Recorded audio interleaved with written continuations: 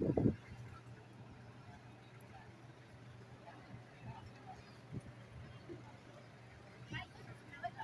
tanongin nyo kung sino sunod. 782 nakalagay dyan eh. Ha? 782. 757 yung ano eh. Tignan nyo muna.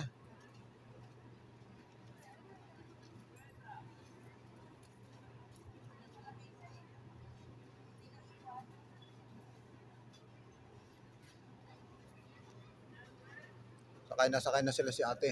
Hindi makapaghintay. Nandiyan pa yung 757 eh. Kung ako ang susunod dyan, sasalang muna ako bago sila sumakay kasi may cooler. May starter po kami. Hindi ko po tapos yung ano.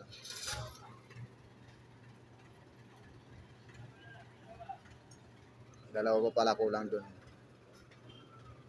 Bali doon po kasi nagbabayad sa starter ang